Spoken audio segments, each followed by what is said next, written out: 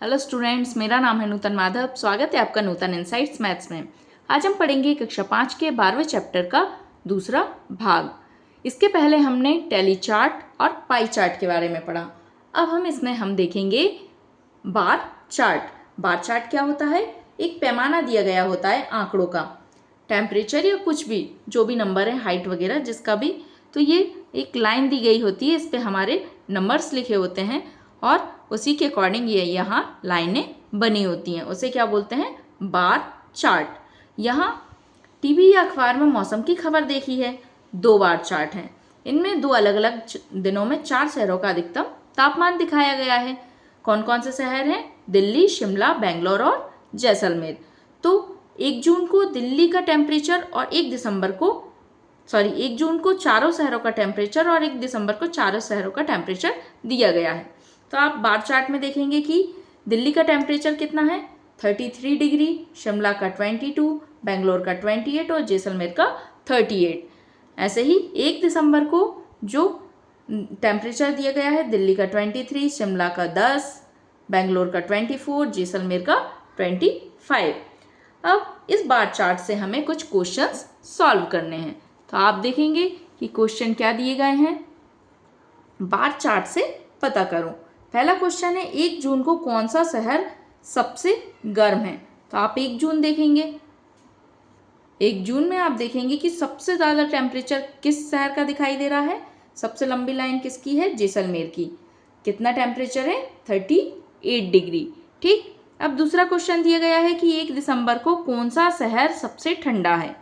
तो 1 दिसंबर को सबसे ठंडा शहर कौन सा है? ठंडा शहर दिसंबर में सबसे छोटी लाइन किसकी दिख रही है? शिमला की। कितना? 10 डिग्री। फिर किस शहर में 1 जून और 1 दिसंबर के बीच तापमान में सबसे कम बदलाव है? ये तीसरा क्वेश्चन है। सबसे कम बदलाव आप देखेंगे कि यहाँ पे दिल्ली का टेम्परेचर 33, दिल्ली का 23, मतलब 10 का डिफरेंस है। फिर यहाँ पे शिमला का 22, शिमला का 10, मतलब 12 का डिफरेंस है। बेंगलोर का 28, बेंगलोर का 24। तो यहाँ कितने का? सिर्फ 4 डिग्री का डिफरेंस है।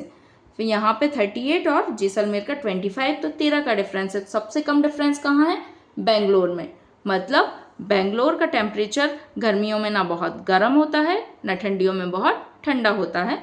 बहुत कम बदलाव देखने को मिला। ठीक है।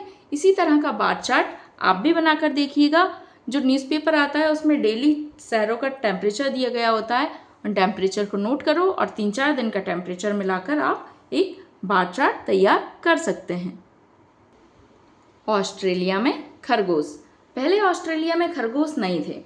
1780 में ऑस्ट्रेलिया में खरगोश लाए गए। उस समय वहाँ पर ऐसा एक कोई भी जानवर नहीं था जो खरगोशों को खाता हो, इसलिए वहाँ खरगोश बहुत जल्दी जल्दी बढ़ने लगे। सोचो उन्होंने फसलों का क्या हाल किया होगा। नीचे दी गई तालिका में खरगोशों की हर साल की बढ़ोतरी बताई गई है। अब देखिए, ये जो आप देख रहे हैं तालिका, ये रीजनिंग है एक प्रकार की। आप देखेंगे तो यहाँ पहले साल में जब खरगोश लाए गए तो कितने? 10 पहले साल में। फिर वो बड़े 18 हो गए, फिर 32, फिर 58, फिर 108 हो गए, है ना? ऐसा दिया गया है। तो आप देखेंगे कि ये जो बढ़ोतरी है वो कैसी है?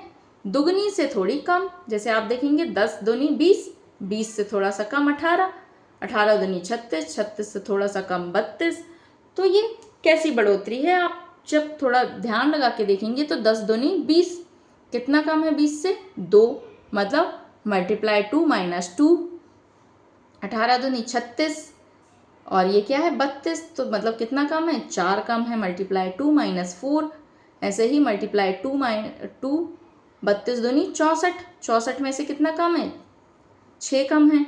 58 आ गया। ठीक है। फिर 58 दूनी, तो 58 का मल्टीप्लाई 2 में करेंगे तो कैसा करेंगे?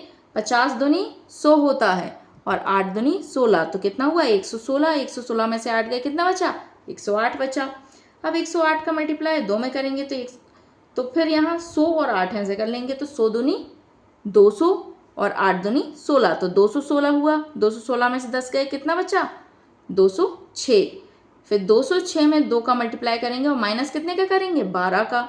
2 2 बढ़ते जा रहे हैं ना, तो 206 का मल्टीप्लाई 2 से करें तो 200 का 2 में 200 का 2 में मल्टीप्लाई करेंगे तो कितना आएगा? 400। 400 और 6 का 2 बार तो 6 दूनी 12, तो कितना हुआ 412। और इसमें से कितना 12 माइनस करना है, 412 में से 12 माइनस किए तो कितना आया, 6 साल में 400 खरगोश हो गए हैं। अब इस पे से कुछ बेस्ड क्वेश्चन दिए गए हैं। यहाँ दिया गया है हर साल के बाद खरगोशों की संख्या कितनी हो जाती है। पहला ऑप्शन है पिछले साल की संख्या के दुगने से कुछ कम थी, पिछले साल की संख्या से दुगनी थी, पिछले साल की संख्या से 8 ज़्यादा थी, पिछले साल की संख्या से दुगने से कुछ ज़्यादा थी। तो क्या थी, दुगने से कुछ कम थी। तो आंसर क्या आएगा, पहला वाला। छठे साल के अंत में खरगोशों की संख्या लगभग हो गई, हमने देखा कितनी हो गई 400। किस साल के बाद खरगोशों की संख्या 1000 को पार कर जाएगी, तो 7वें साल में लगभग कितनी हो जाएगी, 4 दूनी 800, 800 से कुछ कम होगी। और 8वें साल में कितनी हो जाएगी, लगभग 1600 हो जाएगी। तो कौन से साल में संख्या 1000 पार कर जाएगी, 8वें साल में। ठीक है, मेरा पढ़ाया हुआ यदि आपको समझ आया है तो मेरे चैनल को लाइक, शेयर एंड सब्सक्राइब करना ना भूलें। बाय।